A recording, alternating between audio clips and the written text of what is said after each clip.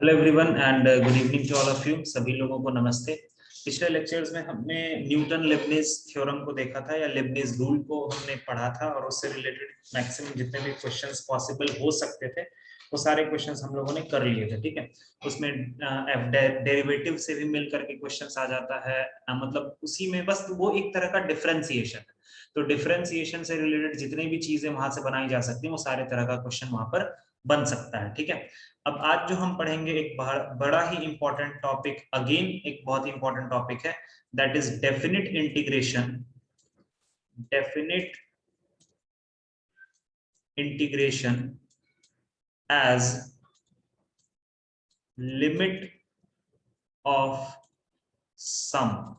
ठीक है, definite integration as limit of sum, ये तुम्हारे बोर्ड्स में आता है। ठीक है, एक सिंपल सा डेफिनेट इंटीग्रेशन तुम बड़े आसानी से फाइंड आउट कर लेते हो, लेकिन ये वाला चीज तुम्हारे बोर्ड एग्जाम में आता है। ठीक है, लेकिन इसका एक ऐसा रूप भी है जो बहुत ही फेमस है आईआईटी के एग्जाम्स के लिए, इवन एडवांस में भी वहां से क्वेश्चन आ चुके हैं, वो हर साल आते हैं क्वेश्चन। ठीक है, तो मतलब इसका तीनों रूप है, ये तुम्हें बोर्ड एग्जाम्स पर भी आता है। ठीक है, कैसे उसको बोर्ड एग्जाम्स में थोड़ा सा लंबा मेथड से आता है। ठीक है, बट मैं जो तुम्हें बताऊंगा वो आईआईटी वगैरह के लिए वो तुम्हारा थोड़ा सा इजी और शॉर्टकट मेथड होगा। तो पहले इसको समझते हैं कि definite integration as limit of a sum का मतलब क्या है। ठीक है, तो इसका मतलब देखो ऐसा है कि मान लो हमारे पास कोई एक ग्राफ है। ठीक है, लेट सपोज करो कि ये हमारा, लेट सपोज करो समथिंग ग्राफ है, ये हमारा ए पार्ट है। ठीक है, और ये हमारा यहां से ऐसे करके ये बी पार्ट है। ठीक है, और हमें इसका डेफिनेट इंटीग्रेशन पता करना है। हमें इसका डेफिनेट इंटीग्रेशन पता करना है, ए से B F X D X का हमें डेफिनेट इंटीग्रेशन पता करना है। ठीक है, ओके, तो चलो देखो कर, ए से बी के बीच में हमें इसका इंटीग्रेशन करना है। तो देखो पहले मैं लिख देता हूं कि इसका मतलब क्या होता है। इसका जो फॉर्मूला होता है वो होता है बी माइनस ए। ठीक है, B minus A limit N tends to infinity 1/n, एक big bracket F A plus F of A plus H plus F of A plus 2h, ऐसे करते करते F of A plus N minus 1/h, ये होता है पूरा formula limit as a sum का। बस ये तुम, लेकिन ये फॉर्मूला स्पेशली बोर्ड्स के लिए होता है। ठीक है, एक शॉर्टकट है, वो शॉर्टकट तुम्हें मैं सिखा दूंगा, बट पहले ये वाला चीज तो मैं समझा दूं। ठीक है, अब देखो डेफिनेट इंटीग्रेशन ए से बी का क्या मतलब है। ए से बी जो डेफिनेट इंटीग्रेशन है उसका बेसिकली यही मतलब होता है ना कि सर इस ग्राफ के नीचे जो हमारा ये पूरा पार्ट है, इस पूरे का हमें डेफिनेट इंटीग्रेशन फाइंड आउट करना है, या मतलब हम ये समझ लेते हैं कि इसका एरिया फाइंड आउट करेंगे। ठीक है, इस पूरे पार्ट का एरिया ही तो होता है ना डेफिनेट इंटीग्रेशन। ओके, बट कुछ देर के बाद तुम्हें वो समझ में आएगा ना, कुछ लेक्चर्स के बाद, कि डेफिनेट इंटीग्रेशन और एरिया दोनों सेम नहीं होता है। ठीक है, वो भी जब समय आएगा। अब देखो यार, इस एरिया को निकालना है ना, तो हम यहाँ पर ना रेक्टेंगल से निकालते हैं। ठीक है, रेक्टेंगल के मदद से। तो हम यहाँ पर बहुत छोटे छोटे रेक्टेंगल्स बनाते हैं। एक्चुअली ये रेक्टेंगल तो बन नहीं रहा, कुछ और ही बन जा रहा है। ठीक है, बहुत छोटे छोटे रेक्टेंगल्स बनाते हैं, बहुत छोटे छोटे, इतने छोटे छोटे रेक्टेंगल्स यहाँ पर बनाए जाते हैं, इतने छोटे छोटे कि उनका जो विड्थ होता है वो विड्थ होता है h के बराबर। ये विड्थ जो होगा ना, ये विड्थ होगा h के बराबर। h मतलब बहुत ही छोटा रेक्टेंगल, बहुत ही छोटा विड्थ है, बहुत ही छोटा। ठीक है, तो अभी अगर मैं बोलता हूं कि यार तुम ये एरिया को लिख के बताओ। ठीक है, तो ये जो येलो वाला एरिया है, दिस येलो एरिया इज, ये येलो एरिया यही तो है ना, ये जो डेफिनेट इंटीग्रेशन ए से बी होगा यही तो येलो एरिया के बराबर है। और येलो एरिया को हम sum of area of all the rectangles लिख सकते हैं कि नहीं, बोलो तो। जितने उसके अंदर रेक्टेंगल्स बन रहे हैं उन सभी रेक्टेंगल्स का एरिया अगर हम नाप लें, सभी रेक्टेंगल्स के एरिया को अगर हम जोड़ दें तो अपना काम हो जाएगा कि नहीं होगा, बोलो, होगा ना। Yes sir. ठीक है, तो अगर ऐसा होता है तो हम सबसे पहला ये वाला रेक्टेंगल देखो, ये वाला रेक्टेंगल, ये जो सबसे फर्स्ट वाला रेक्टेंगल है जिसको मैं थोड़ा सा रेड से पेंट भी कर रहा हूं, तो इस रेक्टेंगल की विड्थ कितनी है, what is the width of this rectangle. तो तुम बोलोगे सर उस रेक्टेंगल की विड्थ है h। ठीक है, और उस रेक्टेंगल की लंबाई कितनी है, तो अगर a का बात करते हैं तो a पर ये वाला डायमेंशन कितना हो जाएगा, एफ ए होगा ना, ठीक है, तो h इंटू एफ ए हो गया। अब चलो दूसरे रेक्टेंगल पर चलते हैं, तो दूसरे रेक्टेंगल एक्चुअली वो बहुत ज्यादा वहां पर गंदा हो जाएगा, तुम थोड़ा समझने की कोशिश करना, वो बहुत गंदा हो जाएगा। दूसरा रेक्टेंगल मेरा ये वाला रेक्टेंगल है, ठीक है। तो दूसरे रेक्टेंगल के लिए तुम मुझे बताओ कि विड्थ फिर से कितना रहेगा, h रहेगा, लेकिन ये जो हाइट होगा वो हाइट हमें इस वाले पॉइंट के कॉरेस्पॉन्डिंग मिलेगा कि नहीं, और ये पॉइंट a प्लस एच होगा या नहीं, बोलो तो। Yes sir. ठीक है ना, Yes, वहां sir. पर थोड़ा सा जूम करके देखोगे ना तो दिखेगा, वो थोड़ा गंदा हो गया है वहां पर, बट देखने की कोशिश करना। तो ये हो गया f of a plus H, ठीक है। अगला वाला रेक्टेंगल का कैसे निकालेंगे, h into F of a plus two H. ऐसे करते करते जो एकदम लास्ट वाला रेक्टेंगल होगा उसका होगा f h into F of a plus N minus one into H. देखो तो समझ में आया ये चीज, क्लियर है, बोलो। Yes, sir. ठीक है, Yes, sir. अब एक और बात यहाँ पर, यस सर। थोड़ा सा मैं इधर लिखता हूँ, वो जो येलो एरिया बना है ना उसके इधर लिखता हूँ। अभी देखो यार कि ये तुम मुझे ये बता सकते हो कि यहाँ पर जो b होगा, b का, इस b का वैल्यू किसके बराबर होगा।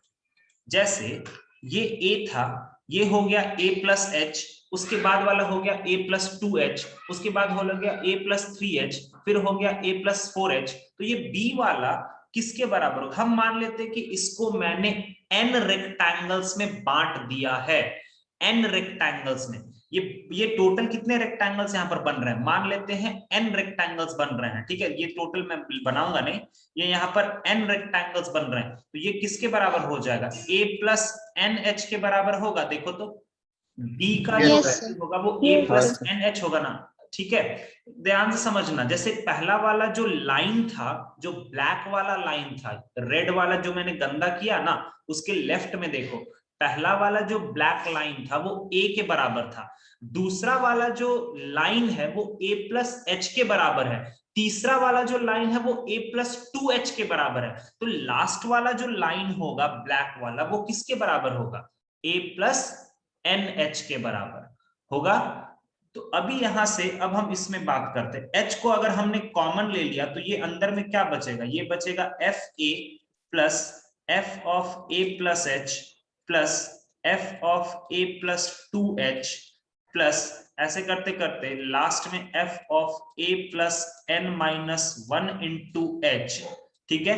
अब ये h का वैल्यू मैं क्या रख दूं, बोलो तो बच्चा लोग, इस h का वैल्यू को मैं इसके मदद से रखूं, क्या क्या रख सकता हूं बोलो, वो हम रख सकते हैं b माइनस ए, ठीक है, b माइनस ए, और इसको हम लिख देंगे 1/n।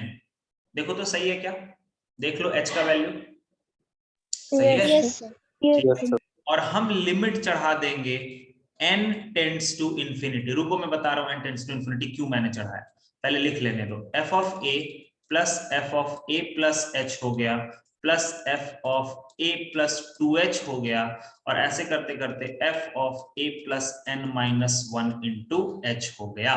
ये तुम्हारा होता है लिमिट एज अ सम का फॉर्मूला, जो कि सिर्फ बोर्ड एग्जाम्स के लिए यूज होता है। ये बड़ा सा फॉर्मूला ना सिर्फ बोर्ड एग्जाम्स के लिए यूज होता है। अब देखो सर, आपने यहाँ पर n लिखा, ये n लिखा है बच्चा लोग मैंने, ठीक है, ये यहाँ पर नीचे में n लिखा, तो n को आपने इन्फिनिटी क्यों करा, n को आपने इन्फिनिटी क्यों पहुंचाया, तो खुद भी ये तुम सोच सकते हो। जैसे यहां देख लो, ये जो फॉर्मूला मैंने लिखा ना b का, यहाँ पर इसको देखो ध्यान से इधर, तो b हमारा a प्लस एन एच के बराबर है, ठीक है। तो यहां से हम n का वैल्यू निकालते हैं, तो n का वैल्यू क्या होगा बच्चा लोग, वो होगा b माइनस ए अपॉन एच, होगा क्या, देखो तो होगा। Yes, अब यस सर। मैंने बोला कि तुमको रेक्टेंगल का जो विड्थ है वो इतना छोटा रखना है, इतना छोटा रखना है कि that will be tending towards zero, ठीक है। रेक्टेंगल का जो विड्थ है ना वो लगभग जीरो के आसपास जाएगा। तो अगर कोई भी क्वांटिटी का डिनोमिनेटर जीरो के आसपास जाता है तो ये n का जो वैल्यू है वो किसके आसपास जाएगा, इंफिनिटी के आसपास ही तो जाएगा ना।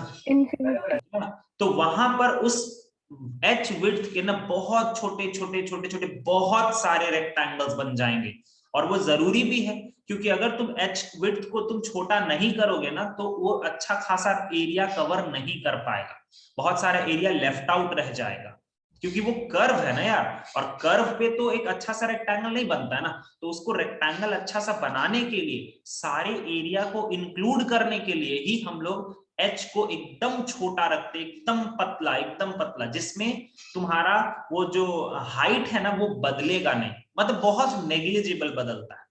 समझ में आया? लिमिट एज अ सम सभी को समझ में आया? Yes, sir.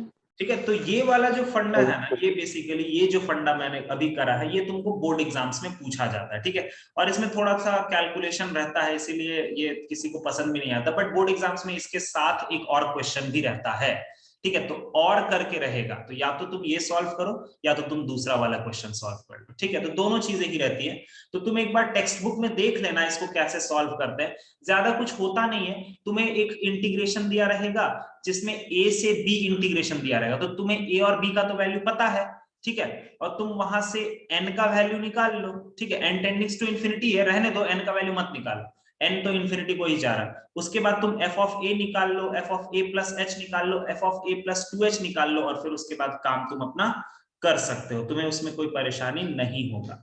समझ में आया सबको? बताओ, क्लियर है? Yes, sir. Yes, sir. Yes, ये sir. हमारे कॉम्पिटिटिव एग्जाम्स के लिए मैटर नहीं करता, क्लियर कट। तो क्या मैटर करता है सर? गाइस मैं इसका क्वेश्चन नहीं करा रहा हूं, ठीक है, लिमिट एज अ सम जो है ना, ये तुम एक बार बुक खोल के देखना, वहां पर एक दो क्वेश्चन है, ठीक है, वो बहुत लंबे लंबे क्वेश्चन है, ठीक है, जबकि उसका तुम डेफिनेट इंटीग्रेशन चुटकी में कर सकते हो, तुमने ऑलरेडी उसके डेफिनेट इंटीग्रेशन कर लिया है, बट स्टिल वो चाहता है कि तुम इस मेथड से करो, तो तुम इसको एक बार प्रैक्टिस कर लेना, 2-3 एग्जांपल्स अपना वहां से देख लेना, वो हो जाएगा, ठीक है, तो वो उतना ज्यादा जरूरी पार्ट नहीं है। मैं आता हूं जो जरूरी पार्ट है उसमें, तुम्हें क्वेश्चंस कैसे मिलेंगे? बहुत सारे तुम्हें क्वेश्चंस मिलेंगे सीरीज टाइप का, तुम्हें एक बहुत बड़ा सीरीज दिया रहेगा और तुम्हें उसको क्या करना पड़ेगा, क्वेश्चन का जो आंसर है वो पता करना पड़ेगा। जैसे मान लो तुम्हें क्वेश्चन ऐसा दिया रहेगा, limit n tends to infinity 1 upon n sigma f of r by n, ठीक है, तो इसको हम लिख सकते हैं 0 से 1 fx dx। तो सर इसमें आप समझाना क्या चाह रहे हैं? देखो बेसिकली एक शॉर्टकट एकदम दिमाग में रखना, और इसी से तुम्हारे अभी 5 से 6 सवाल एकदम बन जाएंगे। शॉर्टकट क्या होता है कि तुम्हें कोई भी सीरीज दिया रहेगा, तुम सबसे पहले उस सीरीज को सिग्मा नोटेशन में लिखना, मैं सिखाऊंगा अभी, तुम सबसे पहले उस सीरीज को सिग्मा नोटेशन में लिखना, तुम्हारे पास अच्छा खासा एक सीरीज रहेगा, उस सीरीज को तुम सिग्मा नोटेशन में लिखोगे, उसके बाद तुम r बाई n क्रिएट करने का कोशिश करना, उसी सीरीज में r बाई n क्रिएट करने का कोशिश करना, और उसी सीरीज में 1 बाई n क्रिएट करने का कोशिश करना। तो तुम बोलोगे सर दोनों करेंगे क्या? नहीं, तुम ना सिर्फ r बाई n के पीछे भागना, 1 बाई n झक मार के क्रिएट हो जाएगा, सच बता रहा हूं मैं, ठीक है, तुम सिर्फ r बाई n बनाने के पीछे भागना, 1 बाई n अपने आप क्रिएट हो जाएगा, और फिर r बाई n को तुम रिप्लेस कर देना x से, और 1 बाई n को तुम रिप्लेस कर देना dx से, तुम्हारा ये डेफिनिट इंटीग्रेशन में कन्वर्ट हो जाएगा, ठीक है। अभी तुम्हें थोड़ा सा समझ में नहीं आ रहा होगी सर ये आपने r बाई n क्या बोल दिया, 1 बाई n क्या बोल दिया, ठीक है, कोई बात नहीं, तुम एक क्वेश्चन लेते हैं और फिर तुम बोलोगे हाँ सच में बड़ा इंटरेस्टिंग चीज था और सच में मजा आया करके, एक क्वेश्चन या 2 क्वेश्चन तक में तुम सीख जाओगे, आराम से सीख जाओगे। चलो क्वेश्चन लेके लिख लिया ये वाला सबने? Yes, sir. Yes, sir. Question, find the value of limit n tends to infinity 1 upon n plus 0 plus 1 upon n plus 1 plus 1 upon n plus 2 plus ... 1 upon 4n। अब इसका वैल्यू तुम्हें फाइंड आउट करना। इस तरह के questions तुम्हें limits में देखने को मिले होंगे, वहां पर मैंने बोला था सही समय का वेट करो, अब देखो इस क्वेश्चन को सॉल्व करने के लिए सबसे पहले तुम क्या करोगे, तुम सबसे पहले यहां पर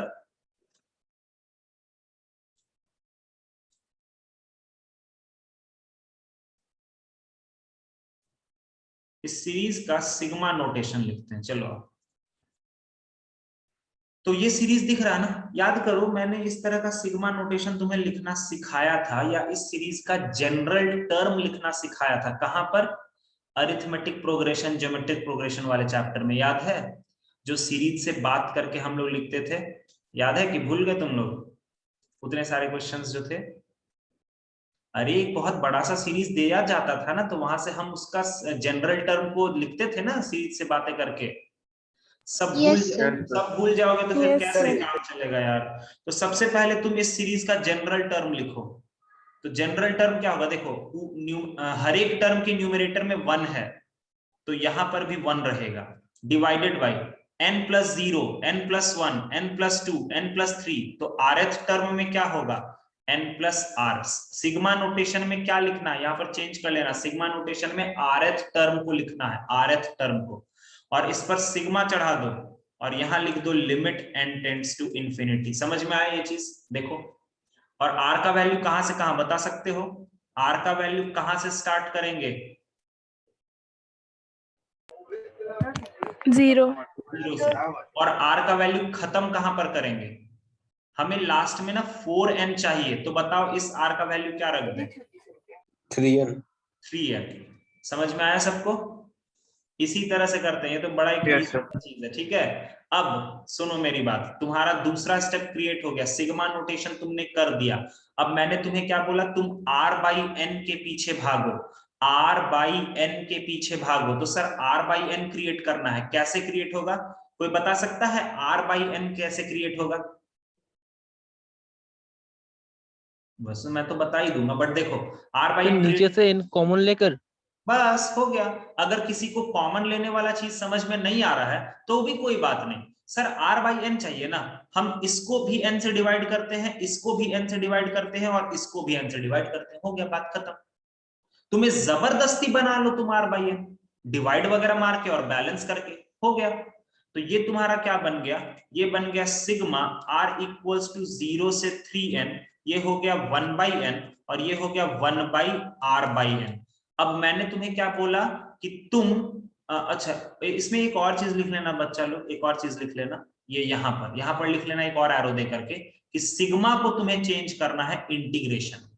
ऊपर में सिग्मा को जो होता है ना उसको चेंज करना है इंटीग्रेशन। ठीक है, चलो तो अब हम क्या इसको लिख सकते हैं, इसको अब हम लिख सकते हैं कि देखो सिग्मा को किस में चेंज करेंगे, इंटीग्रेशन में। 1/n के जगह पर क्या लिखेंगे, dx, और नीचे में 1+r/n के जगह पे क्या लिखेंगे, x। समझ में आया सबको? आया? क्लियर हुआ? Yes, sir. सिर्फ Yes, sir. r/n खोजो, 1/n अपने आप क्रिएट हो जाएगा, और एक बार r/n क्रिएट हो गया मतलब वो डेफिनेट इंटीग्रेशन बन गया। अच्छा, अब मेरे सबसे जरूरी बात कि तुमने यहां पर r/n को किससे रिप्लेस किया है, x से रिप्लेस किया है, ठीक है। अब सर ये डेफिनेट इंटीग्रेशन बनेगा, ठीक है सर, अच्छी बात है, लेकिन उसका लिमिट कैसे सेट करेंगे?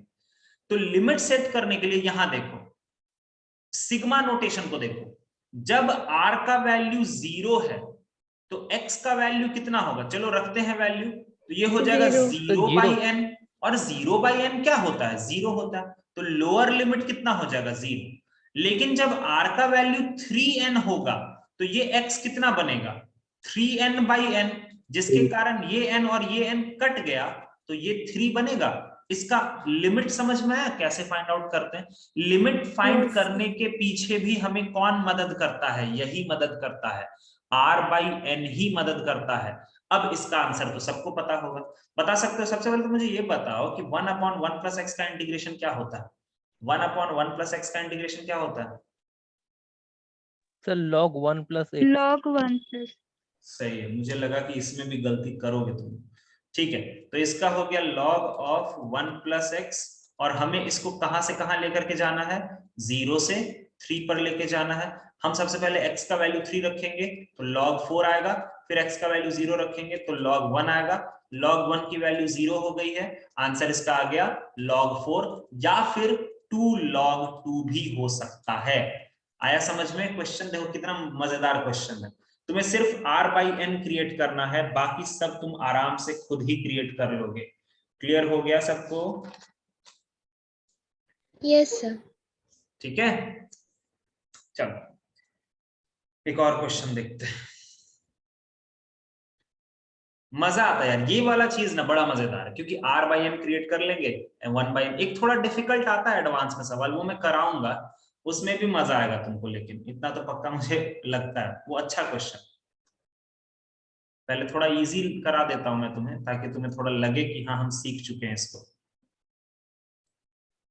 चलो बच्चा लो, एक थोड़ा सा इसको ट्राई मारो तो। Limit n tends to infinity. अच्छा, r बाई n बनाना है, ठीक है।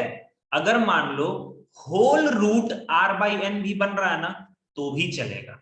मतलब r बाई n बस दिखना चाहिए, वो रूट के अंदर रहे, क्यूब रूट के अंदर रहे, कुछ भी रहे, बस r बाई n दिखना चाहिए, ठीक है। अब सोचना इस पर, तो ये हो गया 1 by root n, 1 plus 1 by root 2 plus 1 by root 3 plus ऐसे करते करते 1 बाई रूट 4n। चलो सॉल्व करो तो इसको कितना आता है जल्दी से देखो, उसके बाद थोड़ा सा एक अलग हटके क्वेश्चंस कराते हैं। पहले तुम इस तरह के पे प्रैक्टिस कर लो। सबसे पहले rth टर्म लिखते हैं। चलो आओ, सबसे पहले तो जनरल टर्म लिखते हैं, मतलब जिसको rth टर्म लिखते हैं। तो rth टर्म क्या होगा बच्चा लोग? rth टर्म क्या होगा? सर ये 1 बाई रूट n तो ऐसे ही रहेगा। बता सकते हो rth टर्म क्या लिखेंगे? बोलो, क्या चीज चेंज हो Sir, रहा है? 1 by root r. Yes, very good, 1 by root r हो रहा है। वेरी गुड यार, वेरी गुड। और लिमिट तो यहां पर है n टेंडिंग टू इंफिनिटी, लेकिन सिग्मा नोटेशन में तू बता r का वैल्यू हम स्टार्ट कहां से करेंगे? सर 1 1 से। और एंड कहां पर करेंगे? 4n. 4n पर। बन गया? ये वाला चीज हो गया कि नहीं? बोलो सबसे, हो गया ना? Yes, sir. अब मुझे सर r बाई n बनाना है। तो देखिए सर, हम यहाँ पर ना r बाई n तो नहीं बना सकते, हम यहाँ पर r बाई n तो नहीं बना सकते हैं, क्योंकि रूट r है। तो ठीक है ना सर, कोई बात नहीं, आप r बाई n भले ही ना बना पाओ, आप रूट में बना लो ना, क्या दिक्कत है? तो ये 1 बाई रूट n ऐसे ही रहने दो, 1 बाई रूट r भी ऐसे ही रहने दो। इस रूट r के नीचे तुम रूट n लगा दो, बन गया तुम्हारा r बाई n। भले ही रूट में बना हो, लेकिन बन गया ना। और इस रूट n को बैलेंस करने के लिए यहां रूट n लगा दो। देखो देखो, मैंने जो बोला था वही हुआ। तुम r बाई n बनाने के पीछे भागे, और देखो ऑटोमेटिकली 1 बाई n बन गया। दिखा? तो अभी इसको मैं फिर से लिखता हूं, limit n tends to infinity sigma r equals to 1 से 4n। थोड़ा लिख लेते हैं इसको, ये 1 बाई n बन गया, और ये क्या बन गया बच्चा लोग? r by n। देखो सही बात है, मजा आया? हो गया ना? बोलो। Yes, sir. अब Yes, हम sir. इसको कैसे लिखेंगे? अब इसको कैसे लिखेंगे सर? सिग्मा को ना आप इंटीग्रेशन में बदल दीजिए, और ये 1 बाई n को आप क्या लिखेंगे?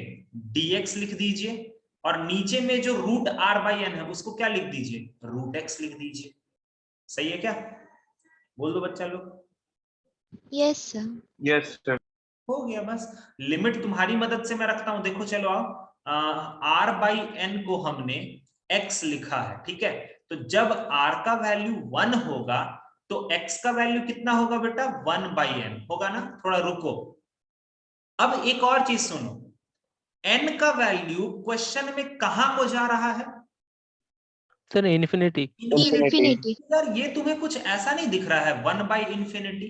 और 1 बाई इंफिनिटी Yes, कितना sir. होता है? 0. जीरो। क्या? Zero. Zero. और लिमिट 0। अब r का वैल्यू अगर हमने 4n रखा, तो बताओ x का वैल्यू कितना होगा? 4n by n। ये और ये 4. कट गया 4। अब इसका आंसर तुम बता दो यार, इतना तो बता ही दो। 1 बाई रूट एक्स का इंटीग्रेशन। देखो कितना डिफिकल्ट दिखता है सवाल, बट ये जब इस तरह से बनाते हैं ना, कितना इंटरेस्टिंग हो जाता है। अभी मैं दिखाता हूँ इसके बहुत गंदे गंदे चेहरे मैं तुम्हें दिखाता हूँ, थोड़ा रुको, बड़ा मजा आएगा तुमको। तभी भी तुम बोलोगे हाँ सर बड़ा इंटरेस्टिंग ये वाला टॉपिक था। तो बोर्ड्स वाला चीज तुम थोड़ा सा देख लेना बस नोटबुक से या अपने किसी टेक्स्ट बुक से, वो तुम कर लोगे, इतना भरोसा है मुझे तुम पर, ठीक है। बस उसमें फॉर्मूला में पुट करना होता है और कुछ नहीं, थोड़ा सा लिमिट का यूज करना पड़ता बस, लेकिन ये सारी चीजें बड़ी इंटरेस्टिंग होती है। कितना सर आया? 4। 4, yes very good, 4 is the right answer. और आई थिंक इसका इंटीग्रेशन सबको ही को आता होगा, ठीक है, तो इंटीग्रेशन कर लेना। 1/√x का इंटीग्रेशन क्या हो रहा है सुमित, कितना आ रहा है √x का इंटीग्रेशन? 2√x। 2√x आ रहा है, ठीक है। और हमें इसको रखना कहां से कहां है बेटा? 0 से 4 रखना। 4 रख देंगे तो 2 बन जाएगा, 0 रख देंगे तो 0 बन जाएगा, आंसर इज 4 आ गया। चलें आगे, अगला क्वेश्चन देखें। सभी लोगों को समझ में आया ये वाला चीज, बॉयज एंड गर्ल्स Yes, सभी sir. लोगों को? चलो यस ठीक, सर। अगला वाला ट्राई मारो, थोड़ा तुम लोग मारो तो थोड़ा ट्राई देखते हैं। ये तो मैंने ही कर दिया ना। चलो नेक्स्ट क्वेश्चन देखो।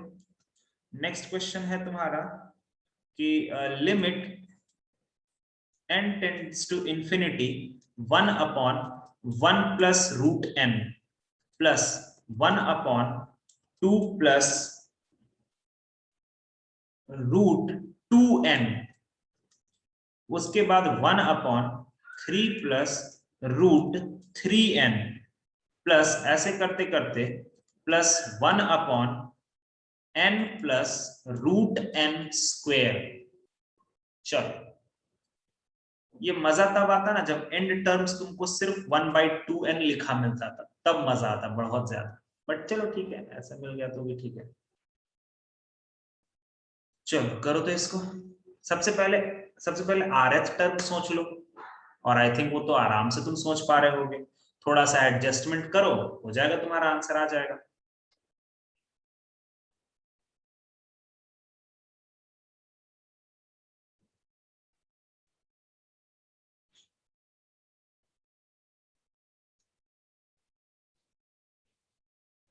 जल्दी बताओ।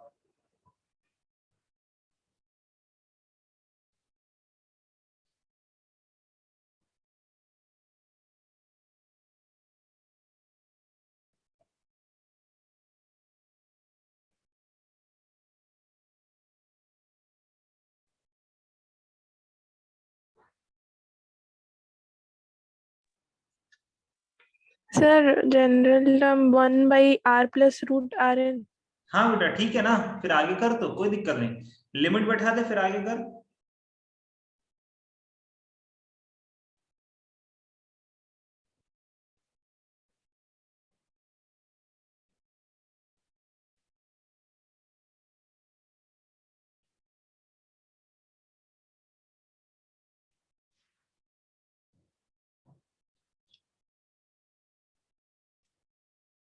सबको का जनरल टर्म आ गया क्या? Limit n tends Yes, to sir. Yes, sir. Infinity yes sir. 1/r plus √rn होगा। और यहाँ पर थोड़ा सा सिग्मा भी बता देगी कितना आता था नंदिनी, सिग्मा कितना, r का value? 1 to n। Sir r1 to n। ठीक है, अब इसमें थोड़ा सा छेड़छाड़ करो ना, हो जाएगा, कोई वैसा भी दिक्कत तो नहीं लग रहा मुझे, हो जाएगा। नहीं हो पाएगा क्या? देखो 1/r प्लस √r√n, ऐसा तोड़ देते हैं। सर हमें r/n ही बनाना है ना, हमें r/n बनाना है ना, ठीक है। मुझे कुछ समझ में नहीं आ रहा क्या करना चाहिए, तो क्या करें? देखो जबरदस्ती का काम करो, r/n बन गया सर, ठीक है। सब देखते हैं, सब करते हैं, रुक जाओ। और इस r/n अगर हमने यहां पर n डाला है तो साथ साथ में बैलेंस भी करते चलेंगे, एकदम सही से बन जाएगा। इसके नीचे n डाला, जस्ट इसके बगल में बैलेंस किया। अच्छा बताओ बेटा, यहां √r है तो हम इसके नीचे क्या डाल दें? Sir √n²। ओए रूट √n. n डालो, सिर्फ √n डालो ना तुम, क्योंकि r/n बनाना है ना, तो √n होगा कि नहीं होगा? होगा ना। Yes sir. और इस Yes, sir. √n को हम यही जस्ट बगल में बैलेंस कर दें, बोलो हाँ sir. Yes, sir. Yes, sir. चलेगा ना? अभी तक पूरा जो सिस्टम है वो पूरा का पूरा सिस्टम बैलेंस है ना, कहीं पर भी तो एक्स्ट्रा चीज नहीं बच रहा ना, देख लो अच्छे से, नहीं बच रहा ना, सब कुछ ठीक है ना। No, sir. हाँ, अब देखो 1 upon n into R by N is plus root of R by N, और ये दोनों रूट n मिलकर के भी n बना दिया। और देखो 1 बाई, नीचे में तो n कॉमन ही मिल गया सर, ये तो और मजेदार हो गया, ये हो गया r by N plus root R by N. अब दिख गया सबको, अब दिख गया ना। तो ये जो 1 बाई एन है, इसको क्या लिखेंगे, dx, dx. और नीचे में क्या dx. लिखेंगे, x प्लस रूट x, होगा क्या। Yes, sir. तो r Yes, by sir. N को हमने x लिखा है, तो जब r का वैल्यू 1, तो बताओ x का वैल्यू कितना, वो हो जाएगा 1 बाई एन, लेकिन n हमारा इंफिनिटी को जा रहा है तो वो कितना हो जाएगा, 0। जब r का वैल्यू हमारा n के बराबर, तो x हो जाएगा हमारा n बाई एन, ये कट पिट के कितना 1 हो गया, तो यहां से भी 1 हो गया। समझ में आया ये वाला चीज, बोलो ठीक है। Yes, sir. Yes, sir. इसका इंटीग्रेशन कैसे करेंगे बेटा, x प्लस रूट x का इंटीग्रेशन कैसे करेंगे, 1 upon X plus root X का इंटीग्रेशन, ये भी किया है तुम लोगों ने, फिर भी नहीं जवाब दे पा रहे हो।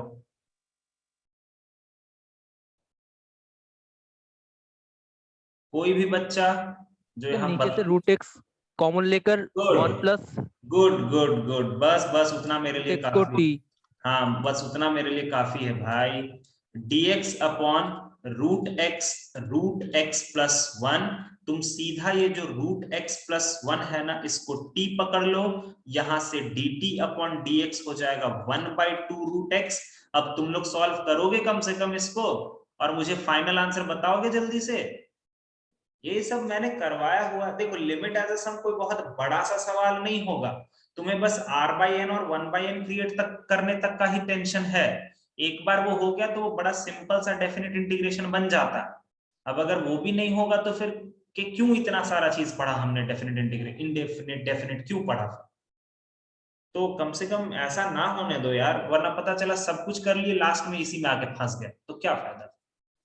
ठीक है, तो थोड़ा ध्यान रखो चीजों का, प्रैक्टिस बहुत करो, बहुत ज्यादा प्रैक्टिस करो, 500 500 600 क्वेश्चन करो प्रैक्टिस में। तो चलो आओ देख लेते हैं, ये हो गया dx को तो अभी लिख देंगे, ये हो गया 1 अपॉन, ये हमारा बन गया 1, ये हो गया ऊपर में 1 अपॉन रूट एक्स को तो रहने दो ऐसे ही, कोई बात नहीं, रूट एक्स प्लस 1 को हम t पकड़ लेते हैं, ठीक है। और इसके बाद यहाँ पर dx को हम क्या लिख सकते हैं, 2 रूट एक्स और dt, रूट एक्स से रूट एक्स कट गया, 2 बाहर ले लो, 1 बाई टी dt, ठीक है। तो यहां से हो गया 2 ln t, और t को हम क्या लिख सकते हैं, 2 ln रूट एक्स प्लस 1, और वैल्यू क्या बिठा सकते हैं, हम वैल्यू बिठाएंगे 0 से 1 तक का, तो ये हो जाएगा 2, जब 1 बिठाएंगे तो ln 2 हो जाएगा, जब 0 बैठाएंगे तो ln 1 हो जाएगा, ln 1 की वैल्यू 0 होती है, तो ये हो गया 2 ln 2, और इसको हम ln 4 भी लिख सकते हैं। समझ में आया ये वाला, yes, sir. ठीक है। तो ये थोड़ा अजीब लगता है यार कि वो सिंपल सिंपल इंटीग्रेशन तुम लोग जवाब नहीं देते हो, तो वो सच में थोड़ा अजीब लगता है, क्योंकि फिर इतना पढ़ाने का कोई लॉजिक नहीं बनता ना, इतने सारे क्वेश्चंस करे हैं तुमने, इतने भारी भारी क्वेश्चंस, बट अब इजी में ही अगर ऐसे करोगे तो फिर कैसे काम चलेगा। अगला क्वेश्चन ट्राई मारो, limit n tends to infinity 1 upon square root of 4n square minus 1 square plus 1 upon square root of 4n square minus 2 square plus 1 upon square root of 4n square minus 3 square plus dot dot dot 1 upon square root of 4n square minus n square. चलो बताओ तो कितना होगा, चलो जल्दी से बताओ, सोचो इसके बारे में कि क्या करोगे, come on try it out, सोचो जल्दी से।